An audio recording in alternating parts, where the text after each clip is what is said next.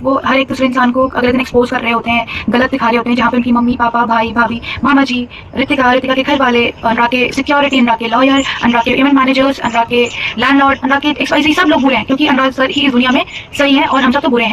ये तो तुम सब जानते हो कि यूके राइडर 07 अनुराग डोभाल की कंट्रोवर्सी चल रही है उनकी वाइफ ऋतिका चौहान के साथ, जिसमें अनुराग ने अभी कुछ दिनों पहले ही अनाथ नाम का एक सॉन्ग रिलीज किया था, जिसमें ऋतिका के एक्स्ट्रा मैरिटल अफेयर के काफी सारे एलिगेशंस के साथ साथ प्रूफ्स भी उन्होंने दिखाए थे, जिसको देखकर ये नैरेटिव सेट होता हुआ दिखाई दे रहा था कि उनकी वाइफ ऋतिका चौहान का अफेयर ऋतिका के ही बेस्ट फ्रेंड के साथ चल रहा था, वो भी अनुराग की नाक के नीचे।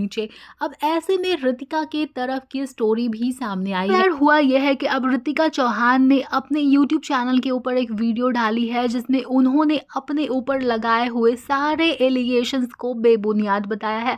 साथ में यार ऋतिका ये भी कहती हुई दिखाई दी है कि अनुराग इन दिनों इतने ज्यादा नेगेटिव हो गए हैं कि उन्हें हर एक इंसान से प्रॉब्लम हो गई है। एंड अपनी गलतियों के लिए तो आप सीधे ऑनलाइन आके माफी मांगते कि मुझसे गलती हुई है, मेरे को माफ कर देना।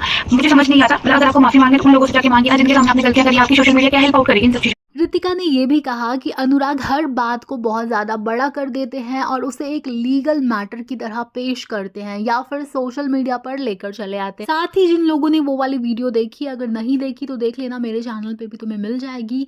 तो उसमें अनुराग ने कहा था कि ऋतिका ने उनसे एलिमनी की डिमांड की है और उनसे 37 लाख रुपए मांगे हैं। ऋतिका ने इन सारे एलिगेशंस को भी डिनाई करते हुए कहा अनुराग ने तो कभी उनकी किसी भी तरह की कोई फाइनेंशियल हेल्प की। पर अनुराग जी को 4 दीवारों के अंदर चीजें सॉल्व करने की आदत नहीं है। जब तक वो चीजें सोशल मीडिया में ना उछाले या कोर्ट में ना उछाले, तब तक अनुराग सर को सेटिस्फैक्शन नहीं मिलता है। सो अनुराग सर ने सबसे पहले एलिगेशन मेरे ऊपर ये लगाया कि मैंने 37 लाख रुपीस मांगे अनुराग से as a alimony. Okay Anurag sir, आपको एलिमनी का मतलब पता है? One time settlement.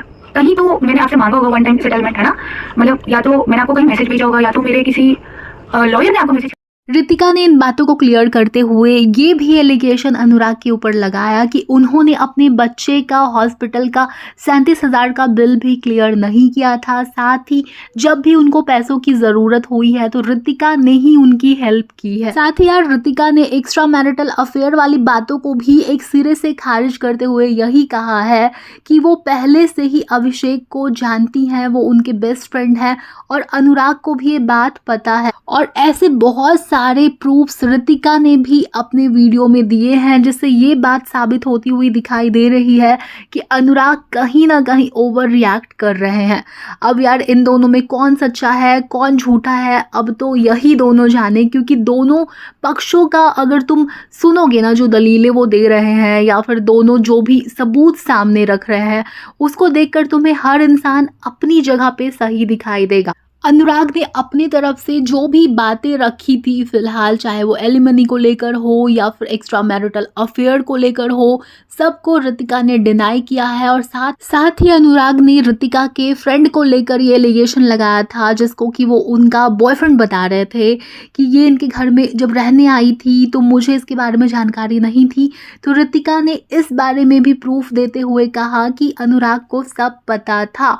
और साथ ही उन्होंने ये भी कहा कि अगर मैं बॉयफ्रेंड से मिलने आऊँगी तो क्या मैं अपने भाई के साथ आऊँगी या फिर मैं इसके बॉडीगार्ड के साथ आऊँगी, अगर मुझे छिपा कर कोई चीज़ करनी होगी तो। ये मैं तुम्हें अपने वर्ड्स में बता रही हूँ। उन्होंने जो भी बातें कही उसको देखते हुए तो यार ऋतिका की अलग ही तरह की एक स्टोरी सामने आ रही है।